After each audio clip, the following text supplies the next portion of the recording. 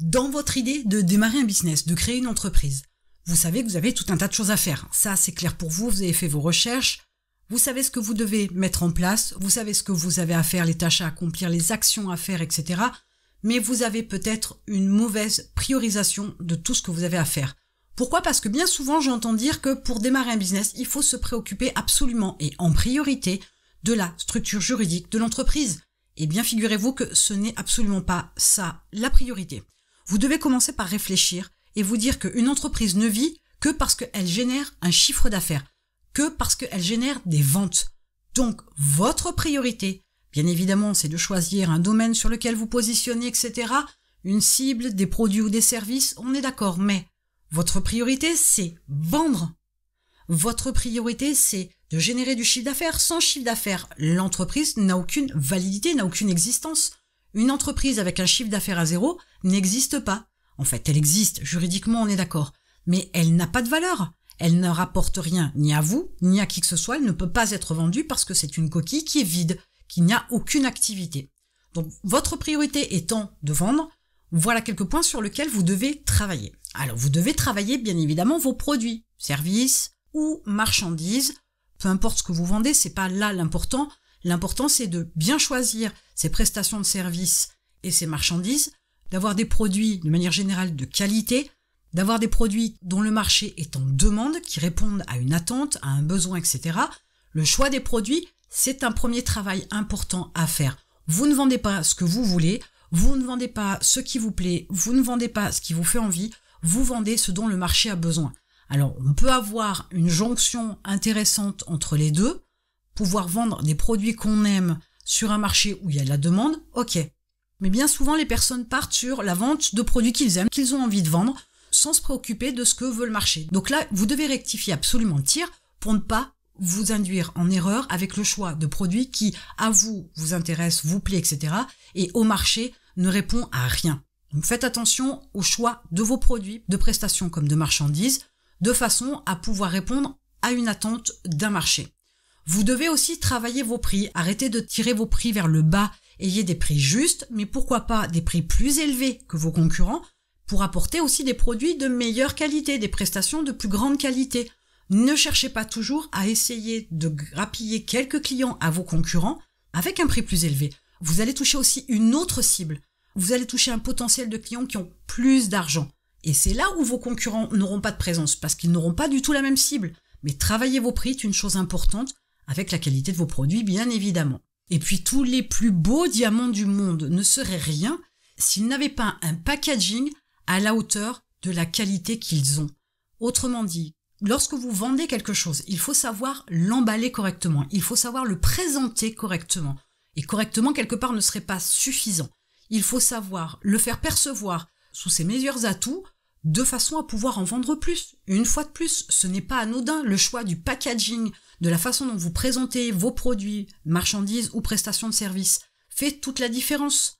Il est nécessaire pour vous de travailler aussi la valeur perçue qu'aura votre cible sur votre produit en lui mettant un emballage adéquat, en lui mettant un emballage qui permette de penser que votre produit est de grande qualité, que son prix va avec, bien évidemment, et que votre cible ne sera pas déçue en achetant la prestation ou la marchandise. Donc vous devez aussi travailler votre packaging. Ça ne suffira pas d'avoir de très bons produits avec des prix intéressants. Si le packaging n'est pas à la hauteur, vous passerez à côté de beaucoup de ventes. Donc n'oubliez pas d'emballer correctement à la présentation vos produits pour pouvoir générer plus de ventes, être capable de donner plus envie à votre cible d'effectuer cet achat. Et puisqu'on a parlé des produits, on a parlé des prix, et on a parlé de l'emballage, du packaging, de la présentation, parlons aussi de votre cible. Si vous faites un mauvais choix de cible, si vous faites le choix d'une cible qui n'a pas d'argent, si vous faites le choix d'une cible qui n'a pas ses attentes, ses besoins, ses complexités, ces problèmes-là, et qui nécessite qu'elles doivent acheter vos produits ou un de vos produits pour pouvoir se faciliter la vie, eh bien dans ce cas-là, vous n'aurez pas de vente.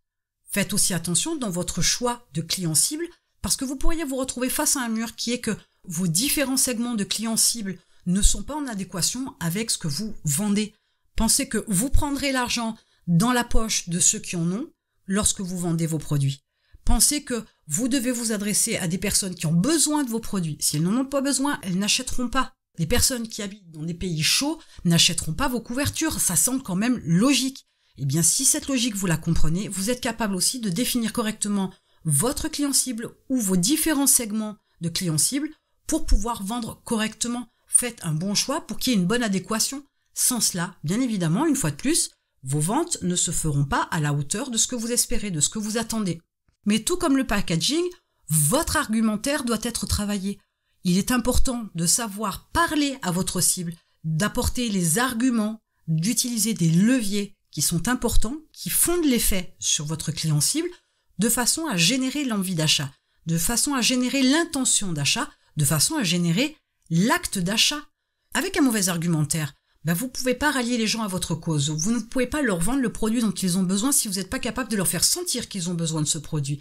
Ils ne sortiront pas leur carte bleue pour acheter vos produits. Un bon argumentaire, c'est aussi bien savoir cibler et savoir donc correctement à qui on s'adresse pour pouvoir trouver les arguments qui vont faire mouche. L'approche qui fait que quand vous parlez à votre client cible, il sait que vous lui parlez à lui, il sait que vous le comprenez et il sait que lorsque vous lui proposez quelque chose, c'est pour son bien-être, c'est pour résoudre un de ses problèmes, c'est pour lui faciliter la vie, c'est pour lui permettre d'avoir enfin ce qu'il souhaite avoir. Et il ne l'aura bien évidemment que par l'achat de votre produit, prestation ou marchandise.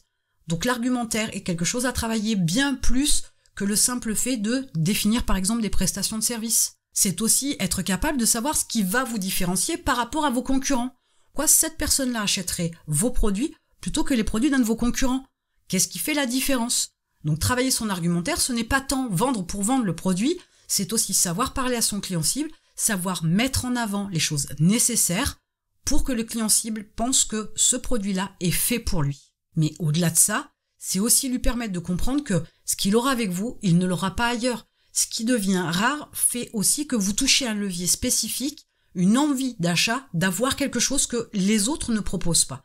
Et d'avoir forcément par ricochet quelque chose que les autres personnes autour d'elles n'ont pas eu parce qu'elles ont acheté un de vos concurrents. C'est aussi cette manière-là, par les argumentaires, que vous allez aussi pouvoir vous mettre en avant. Pas vous personnellement, mais ce qui fait de votre entreprise une entreprise unique, ce qui fait de vos produits des produits uniques, pour qu'ils puissent aussi faire la différence, faire son choix parmi vos concurrents. Cela dit en passant, ne jouez pas la carte de la concurrence, jouez la carte de la spécificité, de l'unicité, de l'exceptionnel, du particulier, plutôt que de sans arrêt être dans la comparaison avec vos concurrents. Mais ça, c'est une autre histoire. Vous devez aussi travailler votre visibilité. Il est certain qu'aujourd'hui, si vous n'êtes pas présent sur Internet, vous n'êtes pas présent du tout. Plus vous serez visible, plus vous attirerez du monde à vous. Plus vous serez visible, plus vous aurez l'opportunité de faire des ventes. Plus vous serez visible, plus vous aurez une vraie présence. Sans être sur Internet, vous n'avez pas de présence. Ça ne suffit pas aujourd'hui, même pour un petit commerce, d'être simplement présent sur Google My Business, par exemple, pour ne citer que lui, mais ça ne suffit pas. Aujourd'hui, et je le dis déjà depuis un certain laps de temps, la présence sur Internet est une condition sine qua non pour pouvoir développer votre business à vitesse grand V et de manière conséquente. On ne travaille plus comme il y a 30 ans, Internet est présent aujourd'hui, ça ne l'était pas il y a 30 ans, donc il faut commencer à agir différemment parce que c'est un outil non négligeable sur lequel vous devez être positionné, sur lequel vous devez être présent, sur lequel vous devez être visible pour pouvoir démarrer votre business. Et en parlant de visibilité, je vous parlerai aussi de travailler votre communication parce que la plus grosse erreur qui est faite, c'est de montrer vos produits, parler constamment sans cesse et sans relâche de vos prestations de services. Pensez que c'est brutal, c'est agressif, qu'aujourd'hui, les gens ont conscience de tout un tas de pratiques marketing et que quand vous mettez trop en avant vos produits, que ce soit donc des marchandises ou des prestations de services, c'est brutal, c'est agressif. Vous leur dites « Hey, je suis là, sors ta carte bleue et achète ». C'est brutal, c'est agressif et il ne marche plus.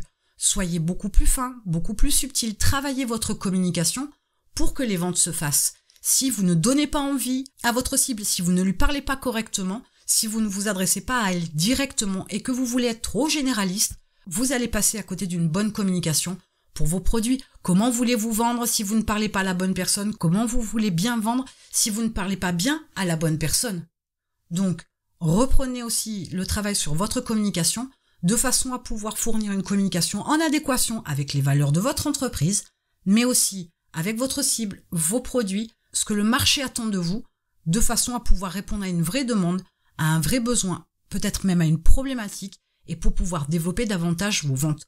Voilà ce sur quoi vous devriez vous concentrer pour démarrer votre business et non pas sur la structure juridique de votre entreprise. Ça, ce n'est qu'une infime partie des choses qu'il faut faire, c'est certain, mais ce n'est absolument pas votre priorité. Vous pourriez avoir la meilleure structure du monde et vous pourriez y passer des heures à avoir toutes les informations pour choisir la meilleure structure juridique pour votre entreprise, que si vous avez fait un mauvais choix de produit, de prix, un mauvais packaging, mal ciblé votre client, avoir un argumentaire quasi inexistant, une visibilité inexistante aussi et une communication complètement à côté, vous ne vendrez absolument rien. La structure juridique ne fait en rien votre entreprise.